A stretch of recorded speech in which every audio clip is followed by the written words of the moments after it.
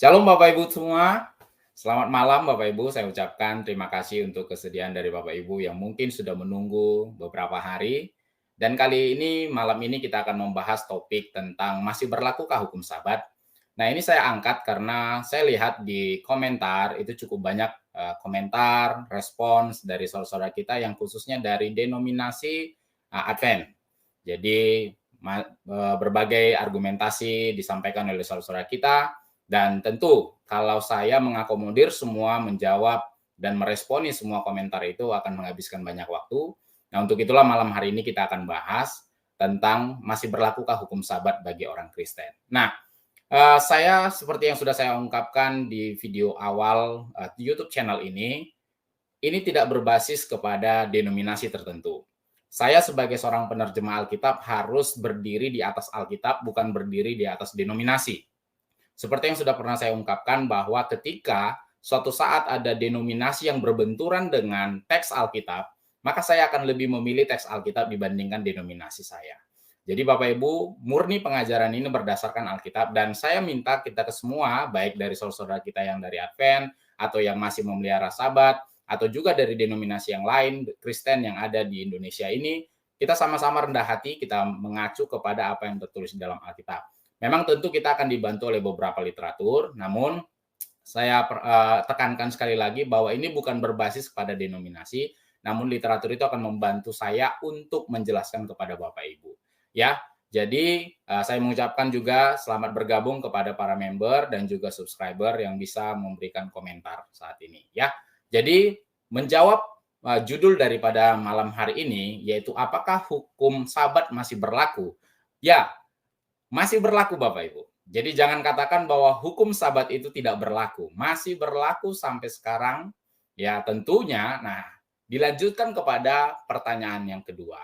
Kepada siapa itu berlaku? Nah ini yang menjadi pembahasan kita pada saat ini. Jadi bukan hanya masih ada sebagian mungkin mengatakan, oh tidak berlaku lagi. Nah, tidak berlaku lagi kepada orang Kristen. Atau ada yang mengatakan, oh masih berlaku kepada orang Kristen. Nah di sini malam ini kita akan bahas secara tuntas. Nah, Bapak Ibu yang mau mungkin bertanya tetapi seputaran tentang hukum Sabat, silakan tuliskan di kolom komentar ya, sehingga itu nanti akan membantu saya untuk setidaknya melihat seperti apa respon dan pertanyaan Bapak Ibu. Tapi yang sesuai dengan topik malam hari ini, yang tidak sesuai dengan topik malam hari ini mungkin nanti saya akan rekapitulasi dan akan dibahas dalam video-video atau live ke depannya. Jadi yang pertama adalah apakah hukum Sabat masih berlaku? Saya katakan masih berlaku. Ya. Nah, kepada siapa itu berlaku? Nah, ini yang harus kita bahas pada malam hari ini. Mungkin Bapak Ibu sudah pernah mendengar atau menonton YouTube channel khusus untuk 10 alasan orang Kristen non-Yahudi, ya. Jadi, hukum Sabat itu berlaku bagi Yahudi.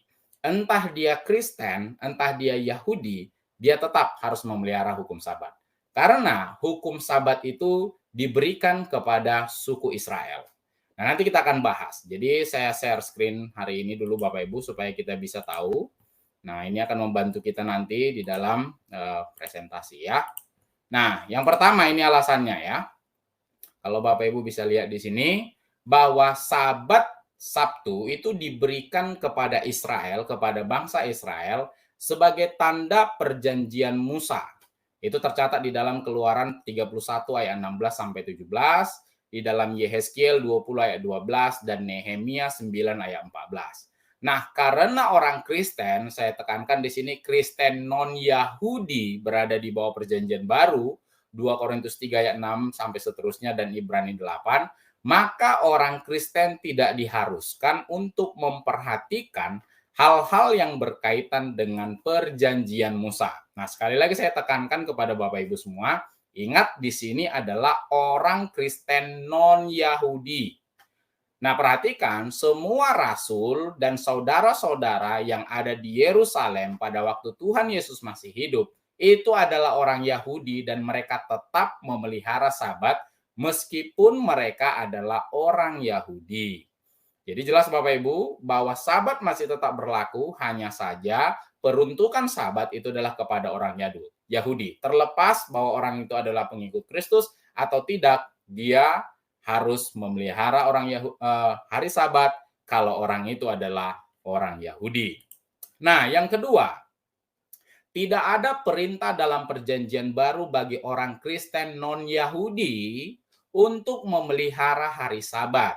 Jadi, kita tidak pernah temukan Bapak Ibu ada perintah untuk memelihara hari Sabat di dalam perjanjian baru bagi orang Kristen non-Yahudi. Sekali lagi saya tekankan, bagi orang Kristen non-Yahudi.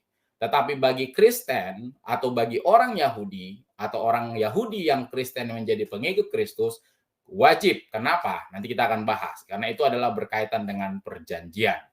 Yang ketiga, selama aturan-aturan Musa berlaku, perjanjian lama tidak ada memerintahkan bangsa-bangsa yang bukan Yahudi untuk memelihara hari Sabat. Ya, kita tidak pernah temukan di dalam perjanjian lama, di dalam tanah, ada peraturan memelihara hari Sabat kepada bangsa non-Yahudi. Sekali lagi saya tekankan, kepada bangsa non-Yahudi. Dan tidak ada juga kutukan kepada bangsa-bangsa di luar orang Israel yang tidak memelihara hari Sabat. Ini menjadi bukti bahwa hari Sabat hanya diberikan kepada Israel. Nah, yang keempat, tidak ada catatan dalam Alkitab tentang siapapun yang memelihara hari Sabat sebelum zaman Musa, ya. Mulai dari Adam sampai Abraham, Ishak, Yakub, termasuk juga mulai dari Nuh juga sebelumnya di atasnya, sampai kepada zaman Musa, sebelum mereka sampai ke Gunung Sinai, tidak ada perintah untuk memelihara hari Sabat pada waktu itu, Bapak Ibu. Jadi perintah pertama untuk memelihara hari Sabat itu pertama sekali muncul di dalam hukum yang diberikan Tuhan kepada Musa di Gunung Sinai di Keluaran 20 ayat 8. Nah, yang kelima, sidang di Yerusalem. Saya pernah bahas itu waktu saya membahas tentang kenapa orang Kristen termasuk juga boleh ya makan daging babi. Kenapa juga orang Kristen tidak perlu sunat. Ingat, Kristen non-Yahudi. Tetapi kalau Bapak Ibu yang ada di sini sekarang ini, Anda adalah keturunan Yahudi lahiriah, secara lahiriah adalah orang Yahudi, maka Anda wajib memelihara hukum Sabat dan Anda wajib ikut sunat, ya. Nah, di dalam sidang Yerusalem, Kisah Para Rasul 15, tidak dipaksakan orang-orang yang percaya dari kalangan non-Yahudi untuk memelihara hari Sabat. Pembahasan tentang sidang di Yerusalem itu Bapak Ibu bisa tonton lah ya di dalam YouTube channel yang sudah saya buat. Ya, jadi hukum sunat yaitu hukum Abraham dan hukum Musa yaitu semua yang diberikan oleh Musa kepada bangsa Israel di Gunung Sinai, mulai dari memelihara Sabat, makanan yang tahir. Ingat ya, tidak ada kata haram dalam teks Ibraninya. Yang ada adalah tidak tahir atau tahir, bukan ada haram atau halal ya.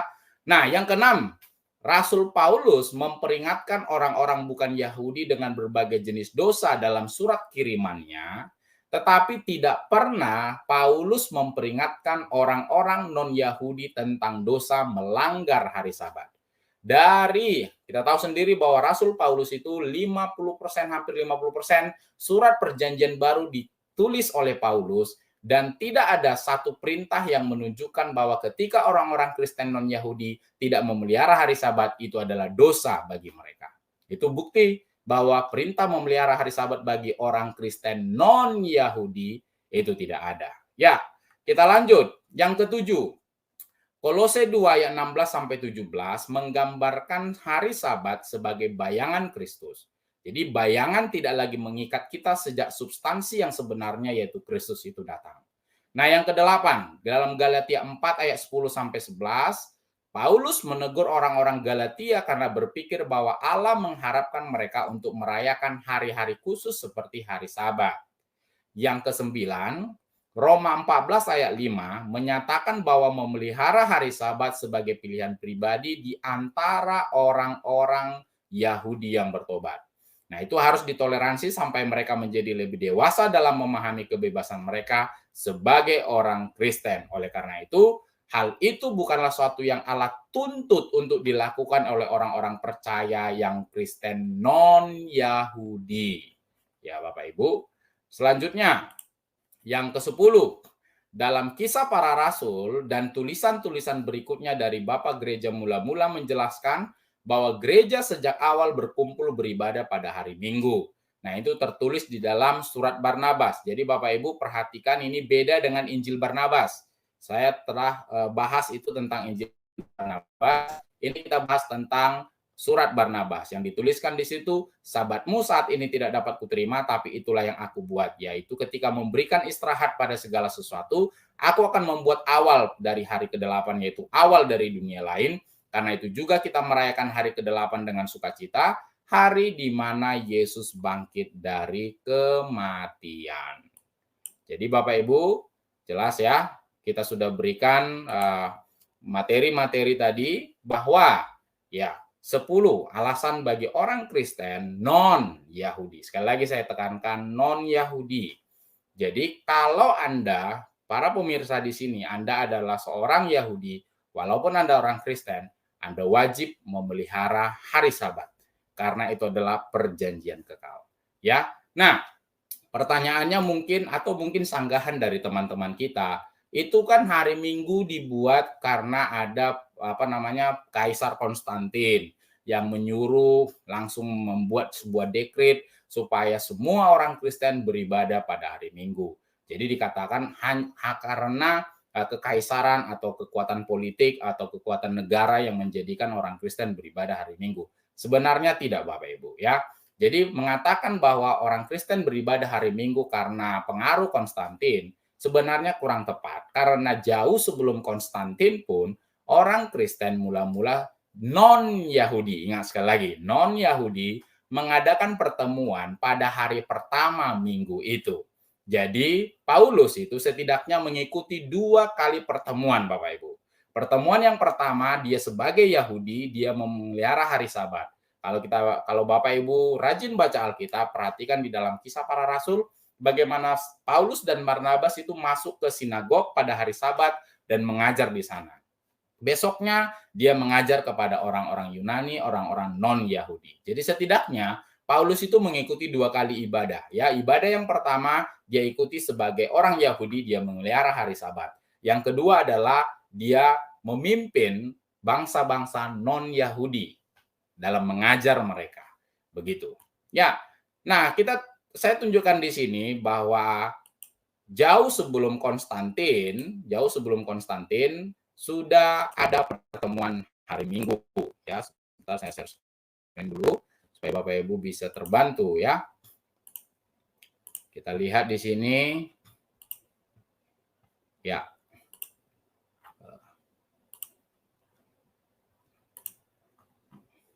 Sudah saya tunjukkan tadi, ya, yaitu pada zaman Barnabas, ya, di dalam surat Barnabas sudah dikatakan mereka berkumpul untuk beribadah pada hari Minggu. Nah, selanjutnya berkaitan dengan statement tadi sudah kita bahas, ya. Nah, ada saudara-saudara kita yang khususnya dari saudara-saudara kita yang dari Advent mengatakan bahwa Markus 2 ayat 27. Nah, dikatakan di sana bahwa hari Sabat diadakan untuk manusia dan bukan manusia untuk hari Sabat. Jadi anak manusia adalah juga Tuhan atas hari Sabat.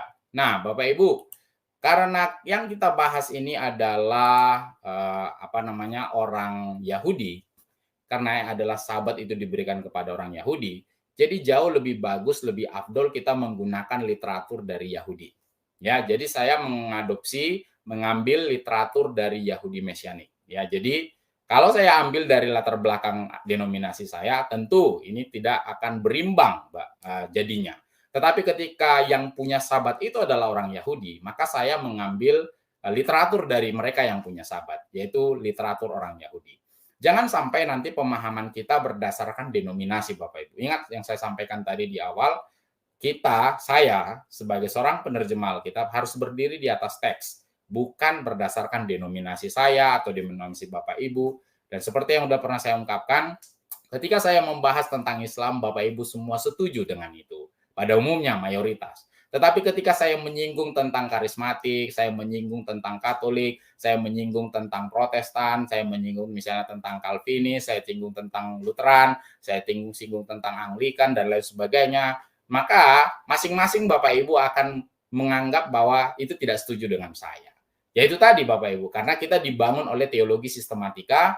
Kalau Bapak Ibu khususnya dari teolog, Anda kuliah di Pentakosta karismatik, maka Anda akan mempelajari teologi sistematika versi karismatik. Anda pergi ke Reform, Anda sekolah tinggi teologi di Reform atau ibadah di Reform, Anda akan diajari teologi sistematika Reform. Anda macam-macam. Jadi Anda tergantung kepada denominasi Anda. Sementara saya sebagai seorang penerjemah Alkitab tidak dibatasi oleh barrier gap denominasi itu tidak Bapak Ibu. Jadi saya sebagai penerjemah harus berdiri di atas teks. Nah, karena pembahasan Sabat adalah ya yang punya Sabat itu tentu orang Yahudi duluan Bapak Ibu.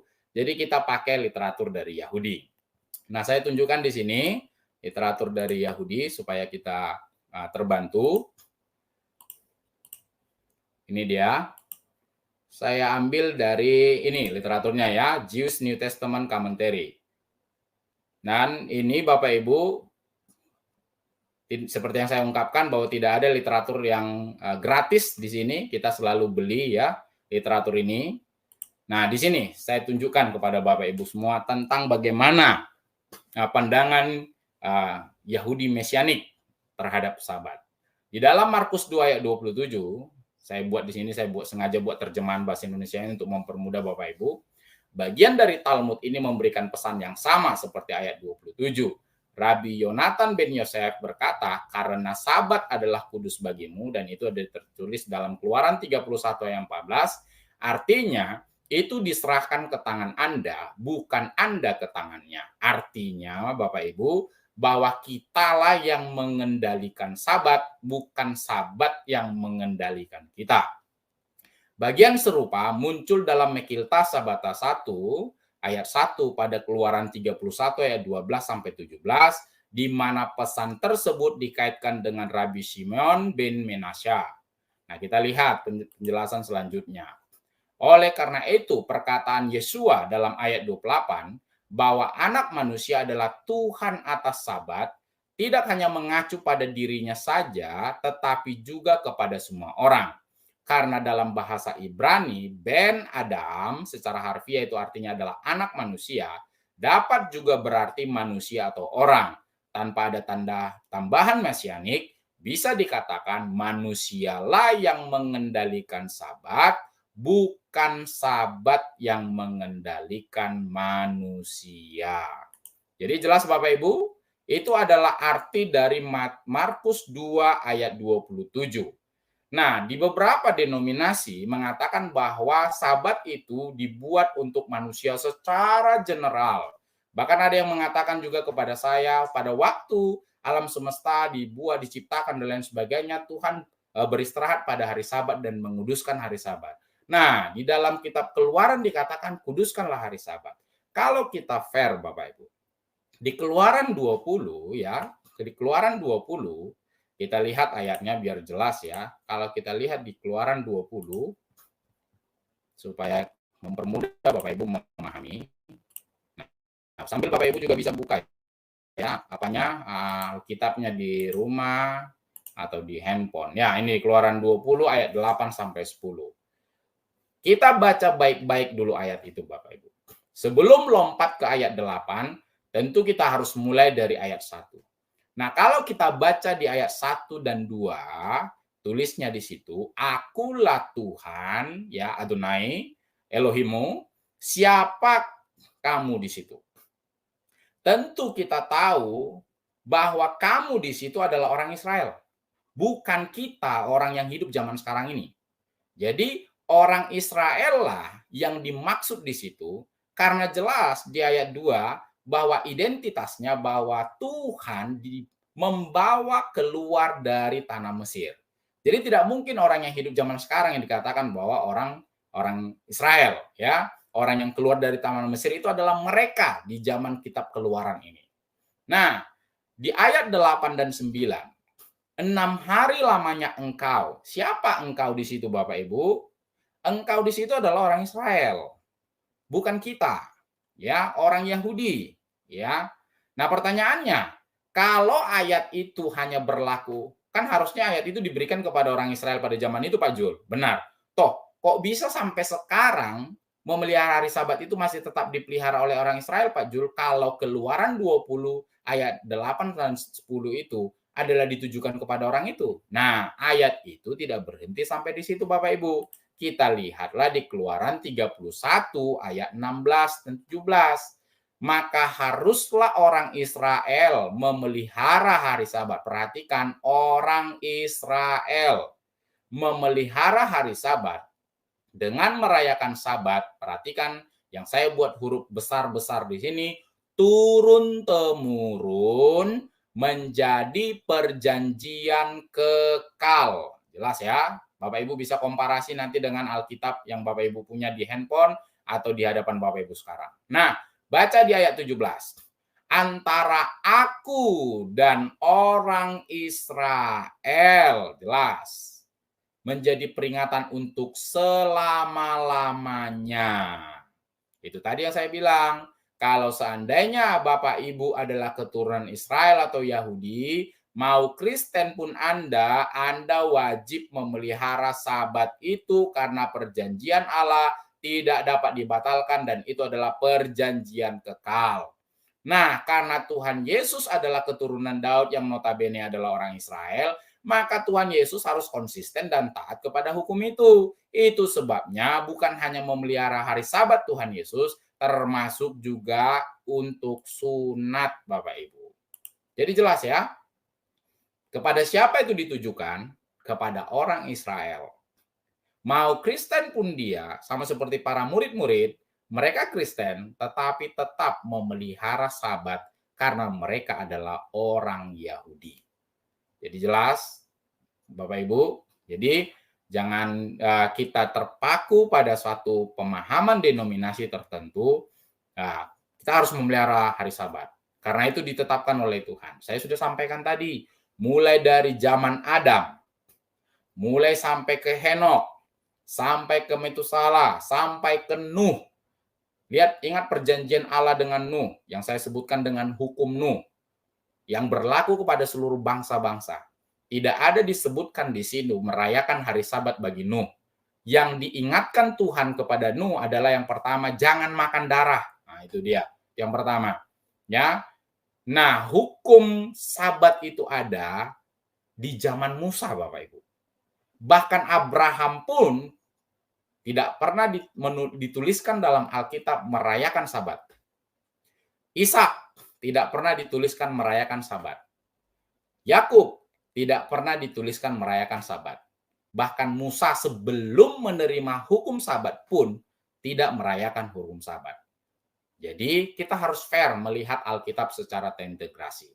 Jadi Sabat, perintah Sabat itu diberikan pada zaman Musa, bukan pada zaman Adam. Kita harus baca ayatnya. Allah yang menguduskan hari Sabat itu, mengkhususkan hari itu. Jadi, seperti yang sudah saya tunjukkan juga tadi di dalam literatur dari saudara-saudara kita yang dari Yahudi Mesianik, Markus 2 ayat 27, bukan general kepada manusia itu diberikan. Maksudnya di situ adalah bahwa manusialah yang mengontrol dan mengendalikan Sabat, bukan Sabat yang mengendalikan manusia. Kalau Bapak Ibu baca ayat itu di Markus pasal 2, bagaimana para murid-murid itu melakukan sesuatu yang tanda kutip dilarang oleh Sabat. Nah, disitulah Tuhan langsung berbicara kepada para guru-guru dan ulama-ulama Yahudi tersebut, Bapak Ibu. Jadi jelas Bapak Ibu ya. Jadi apakah hukum Sabat masih berlaku? Ya, masih berlaku sampai sekarang. Seperti yang saya sudah tunjukkan tadi dalam Keluaran pasal 31, bahwa itu merupakan perjanjian kekal. Nah, perjanjian kekal kepada siapa? Itu dulu. Pihak yang berjanji itu adalah antara Allah Elohim dengan orang Israel. Secara lahiriah orang Yahudi. Jadi kalau Bapak Ibu yang Kristen, sekalipun ada Kristen tetapi Anda masih punya genetika dan turunan sebagai orang Yahudi, Anda wajib memelihara hari Sabat. Karena apa? Itu perjanjian kekal yang tidak bisa dibatalkan. Dan kita sudah belajar ya bahwa sejak zaman Adam masuk ke zaman Henok, Set, Henok dan keturunannya terus, zaman Nuh, sampai zaman Abraham, sampai zaman Ishak, sampai zaman Yakub, sampai zaman Musa sebelum dia menerima 10 hukum Taurat, tidak ada dituliskan dalam perjanjian lama dalam tanah, orang ini, semua orang mulai dari zaman Adam sampai zaman Abraham, sampai zaman Yakub, sampai 12 anak-anaknya merayakan Sabat. Bahkan kalau seandainya Tuhan mau menyuruh merayakan Sabat, harusnya di zaman Nuh itu diingatkan oleh Tuhan. Namun faktanya, di zaman Nuh, Tuhan tidak menyebutkan hari Sabat. Tuhan hanya menyebutkan jangan makan darah. Yang daging yang masih ada darahnya itu nyawanya jangan dimakan, jangan membunuh. Dan tentu yang semua itu berlaku kepada bangsa-bangsa non-Yahudi. Itu sebabnya ditegaskan lagi di dalam Kisah Para Rasul 15 ketika para rasul bersidang. Yang satu memaksa, oh enggak, orang yang non-Yahudi itu harus mengikuti hukum Yahudi, harus disunat, harus tunduk kepada hukum Musa. Sementara Paulus dan Barnabas mati-matian membela, oh tidak, mereka itu bukanlah orang Yahudi. Jadi jangan dipaksakan hukum Yahudi kepada orang yang non-Yahudi. Akhirnya diputuskan dalam sidang jemaat bahwa oleh keputusan Roh Kudus dan keputusan para rasul, bahwa bangsa-bangsa non-Yahudi tidak diberatkan dalam hal hukum Yahudi. Hanya saja bangsa-bangsa non-Yahudi harus menjauhkan diri dari makanan yang dipersembahkan kepada berhala, dari darah, dari percabulan, dari daging binatang yang mati dicekik. Tidak ada disebutkan hukum Sabat di sana, Bapak Ibu. Jadi kembali kepada hukum Nuh. Nah, berkaitan dengan hukum saya sudah pernah bahas di YouTube channel Bapak Ibu bisa lihat, cross check kembali, yaitu pertama adalah hukum Nuh, itu berlaku kepada seluruh bangsa yang takut akan Tuhan. Yang kedua adalah hukum Abraham yang dikenal dengan Sabat. Itu sebabnya semua keturunan Abraham secara lahiriah wajib sunat. Yang ketiga adalah hukum Musa. Itu yang kita sebut dengan hukum Taurat, Bapak Ibu. Jadi, bangsa non-Yahudi berlakunya itu adalah hukum Nuh. Bangsa non-Yahudi berlaku hukum Nuh, bangsa non-Yahudi berlaku dua hukum, yaitu hukum sunat, yaitu hukum Abraham, dan hukum Musa. Dan itu perjanjiannya kekal. Itu sebabnya kalau ada di antara Bapak Ibu yang masih orang Yahudi, yang punya darah Yahudi, Anda wajib tunduk kepada hukum itu. Kenapa? Perjanjian itu tidak bisa batal sampai selama-lamanya. Seperti yang saya tunjukkan tadi ayatnya, turun-temurun. Jadi jelas Bapak Ibu? Jadi apakah hukum Sabat masih berlaku? Ya, masih berlaku. Nah, kepada siapa itu berlaku? Itu berlaku kepada orang Israel. Jadi, kepada orang yang non-Yahudi itu tidak berlaku. Pertanyaannya, Pak Jul, apakah saya boleh mengadakan ibadah hari Sabat, Pak? Silakan. Tidak dibatasi oleh ruang dan waktu. Ingat, barang siapa menyembah Elohim, menyembah Allah, itu harus menyembahnya di dalam roh dan kebenaran. Jadi tidak dibatasi oleh ruang dan waktu. Namun ketika melihat bahwa orang yang beribadah hari Minggu seolah-olah melanggar firman Tuhan, saya pastikan Anda Bapak Ibu yang beribadah hari Minggu, Anda tidak melanggar hukum Tuhan selama Anda bukan non-Yahudi. Selama Anda Yahudi, Anda melanggar hukum Tuhan. Karena perjanjian memelihara hari Sabat itu adalah antara Allah dan dengan orang Israel dan keturunannya secara turun-temurun. Ya, jadi Sabat, ada yang mengatakan di sini Sabat adalah Sabtu. Jadi sebenarnya Sabat Sabtu itu kurang tepat Bapak Ibu ya. Sabat itu dimulai dari hari Jumat jam 6 petang sampai Sabtu jam 6 petang. Jadi tidak selalu hari Sabtu Sabat itu. Jadi saya pertegas lagi Bapak Ibu ya. Jadi jangan di pikiran kita itu Sabtu aja Sabat. Jangan ya. Sabat itu dimulai dari hari Jumat jam 6 petang sampai Sabtu jam 6 petang. Inilah gunanya kita channel edukasi namanya.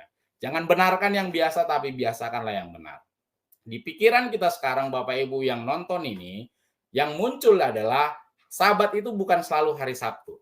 Sabat itu adalah hari Jumat petang sampai Sabtu petang. Ya, jadi Jumat jam 6 atau jam 6 lewat itu sudah terhitung sebagai hari Sabat. Karena ingat, pergantian kalender Yahudi dimulai dari petang. Makanya di dalam kitab Kejadian pasal 1 dikatakan jadilah petang dan jadilah pagi. Karena petang dulu dianggap merupakan titik awal dari pergantian hari dalam kalender Yahudi. Jadi jangan katakan lagi Sabtu itu Sabat itu Sabtu. Tidak selalu Sabtu. Tetapi kita harus benarkan kita harus biasakan yang benar, mulai dari Jumat jam 6 petang sampai Sabtu jam 6 petang. Itulah Sabat Bapak Ibu ya. Oke. Ada lagi sini. Mohon maaf kalau Anda yang berkomentar itu tidak sesuai dengan ini, saya harus blok ya. Karena ini adalah channel edukasi, bukan untuk mengapa orang lain ya. Jadi Bapak Ibu yang komentarnya kurang mendidik, saya rasa tidak ini, itu saya blok ya. Karena ini adalah channel edukasi, bukan untuk merendahkan orang lain. Oke? Nah, berkaitan yang tadi juga saya sudah sampaikan, sudah bahas bahwa kalau ada yang mengatakan bahwa orang Kristen ibadah hari Minggu karena pengaruh dari Konstantin, saya klarifikasi kembali, bukan. Karena jauh sebelum Konstantin pun orang Kristen non-Yahudi sudah mengadakan pertemuan pada hari pertama Minggu itu. Ya, itu juga tercatat dalam Kisah Para Rasul. Oke, Bapak Ibu, ada pertanyaan lain? Oh ya, berarti persembahan persepuluhan tidak wajib bagi orang Kristen non-Israel ya? Iya, dikaitkan ke sana Bu, silakan. Ya benar. Ya, jadi persepuluhan itu saya sudah pernah bahas. Bapak Ibu bisa tonton di YouTube channel ya tentang persepuluhan ya. Jadi hal yang mutlak bagi orang Yahudi itu tidak dipaksakan ke kita, orang Kristen non-Yahudi. Oke. Jadi saya berharap Bapak Ibu yang nonton channel ini Anda jangan lebih Yahudi dari orang Yahudi ya. Jadilah orang Kristen seperti apa yang Tuhan panggil. Jadi misalnya seperti saya, meskipun saya disunat, walaupun sunat saya bukan sunat Yahudi, tetapi saya tidak akan mau mengambil peranan seolah-olah menjadi seorang Yahudi. Itu sebabnya saya kalau baca firman saya tidak pakai talit, saya pakai kipa dan lain sebagainya. Ya, kenapa? Saya memenuhi panggilan saya seperti apa yang dipanggil Tuhan memanggil saya Bapak Ibu. Saya tidak harus seperti semacam Yahudi sekali, tidak. Seperti apa Tuhan panggil saya, seperti itulah saya sekarang. Walaupun saya disunat, tapi saya tidak disunat Yahudi, saya tidak berusaha untuk menjadi seorang Yahudi. Saya harus jadi Ilyas Julkifli, suku Aceh Bapak Ibu. Jadi bukan harus baca firman itu harus pakai ya macam-macam ya, harus pakai talit, saya harus begini, pakai tefila di sini, pakai macam-macam. Ya saya tidak. Jadi jadilah kita seperti apa Tuhan memanggil kita. Jangan sampai kita lebih Arab dari orang Arab atau lebih Yahudi dari orang Yahudi. Jadilah kita seperti apa Tuhan memanggil kita Bapak Ibu. Oke, ada lagi pertanyaan lain mengenai hukum Sabat dulu ya yang dibahas ya. Jadi Sabat sama dengan Sabtu ya itu kurang tepat, saya sudah sampaikan tadi ya. Jadi Sabat itu adalah hari Jumat petang sampai Sabtu petang. Ya, di sini jadi kita sekarang ibadah hari Minggu bagaimana nih Pak Jul? Ya silakan. Ya kita memang non-Yahudi beribadah hari Minggu. Juga tidak diharuskan untuk sunat. Benar, kita tidak diharuskan untuk sunat Bapak Ibu. Anda tidak diwajibkan untuk sunat karena hukum sunat itu berlaku kepada orang Yahudi dan keturunan Abraham.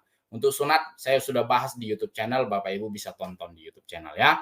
Bukan berarti kita menghindari sunat. Kalau Anda keturunan Yahudi, Anda wajib sunat Bapak Ibu. Apapun ceritanya, karena itu adalah perjanjian kal antara Elohim dengan Abraham. Jadi Anda keturunan Yahudi secara lahiriah wajib sunat. Tidak boleh tidak. Walaupun saya disunat, tetapi saya disunat bukan sebagai orang Yahudi, tetapi karena akidah yang lama. Ya. Oke.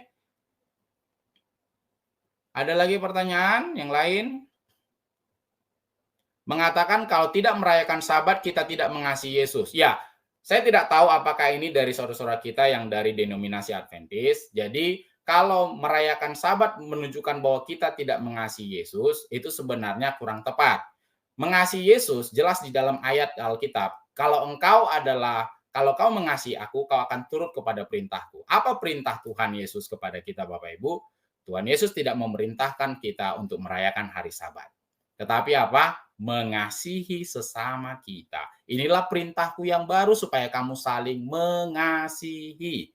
Jadi Bapak Ibu, tanda kita mengasihi Tuhan bukanlah hanya sekedar merayakan hari Sabat. Tanda kita mengasihi Tuhan adalah kita turut perintahnya. Gitu ya. Jadi untuk mengambil satu kata itu saja untuk ini, nah itu ya. Jadi itu kurang tepat. Oke, ada lagi yang lain? Silakan saya baca di sini. Oh, maaf Pak Teori, saya kira Bapak itu Ibu ya, saya pria. Oke, siap. Ya. Pak Jul, adakah dalam Alkitab menyuruh beribadah di hari Minggu? Tidak ada. Kita disuruh beribadah hari Minggu, Pak. Tetapi pertemuan diadakan untuk non-Yahudi itu hari pertama, itu ada di dalam Alkitab. Kalau menyuruh perintah itu tidak ada, ya. Jadi untuk menyuruh kita, yuk, kamu harus merayakan ibadah pada hari Minggu, tidak ada. Ya, untuk non-Yahudi itu tidak ada, Pak. Tapi pertemuan untuk non-Yahudi itu tercatat di dalam Alkitab pada hari pertama minggu itu, ya. Bapak Ibu bisa lihat nanti di dalam Kisah Para Rasul. Oke? Aku nggak ngerayain Sabat Pak Jul, nggak apa-apa kan, nggak penting. Ya, nggak ngerayain hari Sabat bukan berarti nggak penting ya Bapak Ibu. Kita nggak merayakan hari Sabat, pertama kita harus pahami, bukan karena masalah penting dan nggak pentingnya, tetapi karena kita bukanlah keturunan Yahudi. Namun kalau untuk beribadah, ya apa salahnya ya, ada beberapa gereja juga membuat ibadah pada hari Sabtu, misalnya ibadah pemuda, begitu ya. Silakan sah-sah saja ya Bapak Ibu, mau di hari apapun kita beribadah, silakan Bapak Ibu. Tidak ada perintah kita harus hari Minggu atau hari Sabat untuk non-Yahudi. Ingat sekali lagi, non-Yahudi. Jadi bukan masalah penting dan nggak penting, tapi kita harus tahu posisi kita. Kenapa kita tidak merayakan Sabat? Sabat yang saya sampaikan tadi mulai dari hari Jumat malam petang sampai Sabtu petang. Karena kita bukanlah keturunan karena kita bukanlah keturunan Yahudi, kita adalah non-Yahudi. Ya. Jadi kalau Bapak Ibu yang merayakan Sabat, sekali lagi saya ingatkan, kita harus konsisten. Kalau misalnya kita merayakan Sabat, berarti kita harus taat kepada hukum Musa. Itu dulu. Anda harus sunat. Nah, ya. Jadi jangan kita katakan kita ngerayain Sabat, yang lain kita tinggalkan. Karena firman Tuhan katakan, yang satu dikerjakan, yang lain jangan diabaikan. Kalau itu disampaikan Tuhan Yesus kepada orang itu pada waktu berhadapan dengan orang Yahudi, Bapak Ibu. Kalau kita mau menganggap diri kita mau jadi Yahudi, jangan tanggung. Kita harus benar-benar menjadi seorang Yahudi. Kalau kita mau melihara Sabat, kita wajib sunat. Ya, dan kita juga mengikuti 613 ya, peraturan yang tertulis di dalam Taurat Musa. Itu wajib. Jadi kita jangan bilang, oh ini sebagian kita lakukan, yang lain kita tidak abaikan. Tidak.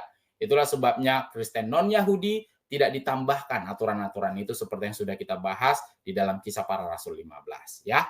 Oke. Bonus orang Yahudi apa Pak Jul? Ya, Bapak Ibu kita harus tahu kalau di dalam Bapak Ibu yang sudah baca Kejadian sampai Wahyu, lihat di situ bahwa Israel itu dipilih menjadi bangsa yang kudus dan imam. Bangsa yang imam artinya mengajar kepada bangsa-bangsa yang lain, Pak. Jadi Pak Sis, itu artinya bahwa bangsa Israel itu memiliki privilege tersendiri di antara bangsa-bangsa yang lain, Pak. Makanya bonus bagi mereka begitu. Ya, jadi mereka diangkat sebagai kerajaan imamah yang harusnya mengajari semua bangsa-bangsa, prototipe dari kerajaan surga. Nah, itu dia. Jadi bonusnya bagi mereka begitu, ya. Untuk perpuluhan nanti saya bahas Bapak Ibu. Bapak Ibu bisa tonton ya. Kita fokus dulu kepada apa namanya, hukum Sabat sesuai dengan tema kita hari ini. Kalau mengenai persepuluhan, mungkin nanti di next live kita akan bahas tentang persepuluhan ya. Jadi jangan katakan saya anti perpuluhan, apalagi anti karismatik, karena saya jujur saya sudah sampaikan bahwa latar belakang saya secara denominasi adalah ketika saya dilahirkan secara rohani, saya karismatik. Tapi itu next ya, next kita akan bahas di live berikutnya. Kita fokus kepada hukum Sabat. Ya. Bang, mau tanya, kan tadi Abang bilang Sabat tidak berlaku untuk Kristen zaman sekarang. Apakah hukum Taurat tentang jangan berzina, jangan mencuri, jangan berbohong tidak berlaku juga untuk itu? Nah, Anda harus lihat bahwa hukum jangan berbohong, mencuri, berzina, yang kelima untuk manusia itu hormati ayah ibu, itu tercatat di dalam hukum Nuh. Ya, itu tercatat dalam hukum Nuh. Seperti yang saya sudah sampaikan tadi, bahwa ada 3 perjanjian besar di dalam perjanjian lama. Yang pertama adalah hukum Nuh. Yang kedua adalah hukum Abraham yang kita sebut dengan sunat. Dan yang ketiga adalah hukum Musa. Jadi jangan berzina, jangan mencuri, jangan berbohong, jangan membunuh. Semua yang tercatat mulai dari hukum ke-5 sampai hukum ke-10 itu termaktub di dalam hukum Nuh. Jadi jangan kita berpikir bahwa hukum mencuri, membunuh, itu hanya ada hukum Taurat. Tidak. Hukum Nuh itu ada semuanya. Ya, jadi kita jangan berpikiran loh, berarti Sabat hukum keempat nggak berlaku, yang lain berlaku. Bukan begitu. Hukum yang kelima, menghormati orang tua, jangan mencuri, membunuh, dan menginginkan orang lain, jangan berdusta, Semua ini, yang 5 ini tercatat di dalam hukum Nuh. Saya sudah katakan tadi, hukum Nuh berlaku kepada seluruh bangsa. Ya, tolong yang sudah baca, yang nonton video saya, tolong ditonton lagi, yang belum tonton lagi. Jadi, jangan kita kira hukum Taurat hanya 10 tentang hukum Sabat, bukan. Hukum Nuh itu di dalamnya mulai dari hukum yang kelima sampai hukum yang ke-10. Ya. Oke. Satu, mengapa bukan Yahudi boleh berada lebih keringanan, Pak? Apa maksudnya itu? Ya, seperti yang saya sampaikan tadi ya, kalau orang Yahudi itu memiliki privilege sebagai kerajaan yang imamat. Oke? Kalau mengenai campuran darah, Bapak Ibu bisa tonton dengan di YouTube channel ya. Oke. Ada lagi?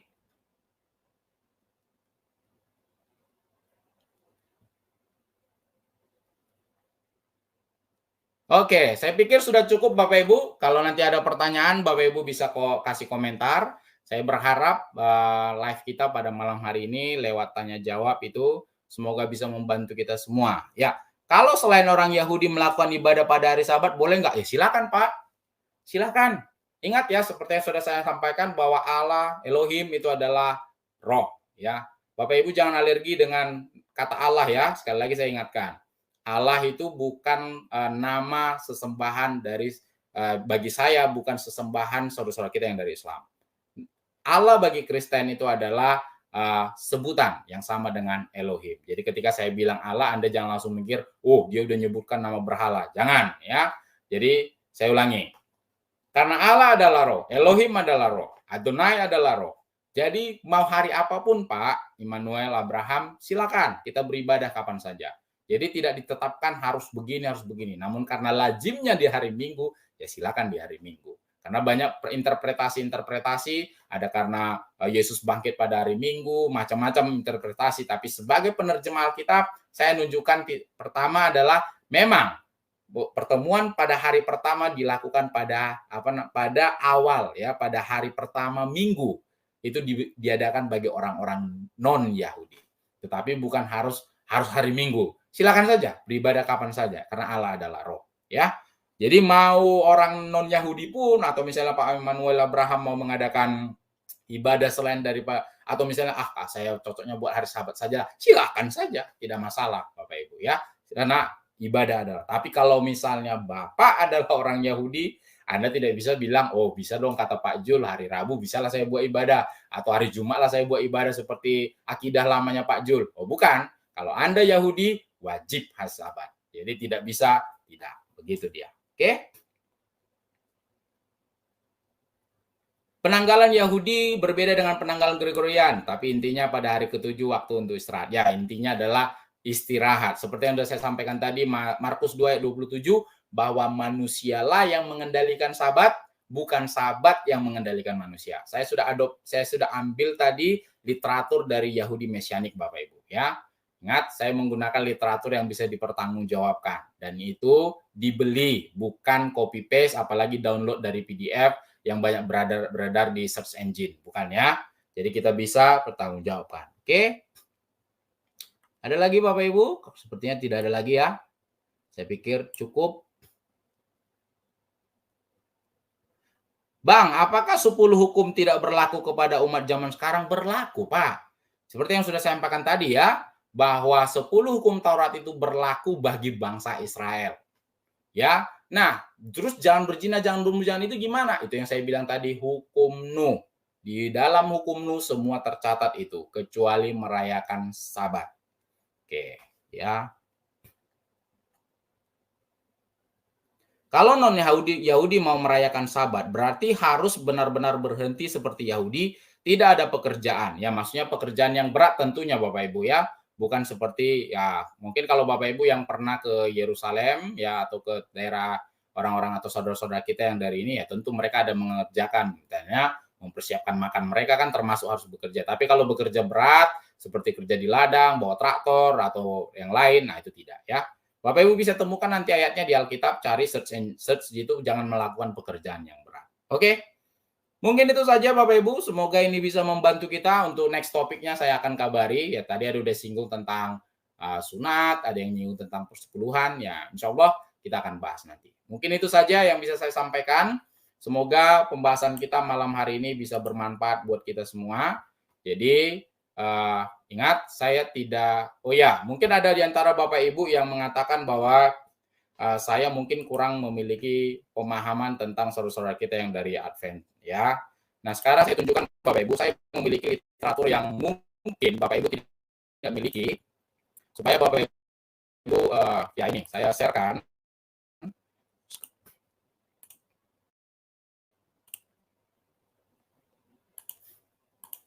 Ya, ini adalah literatur Adventist yang saya miliki dan tentu masih ada sekitar banyak lah ya, ratusan literatur yang saya punya Bapak Ibu. Semuanya ini dikarang oleh Ellen G. White. Ya, Bapak Ibu bisa lihat ini.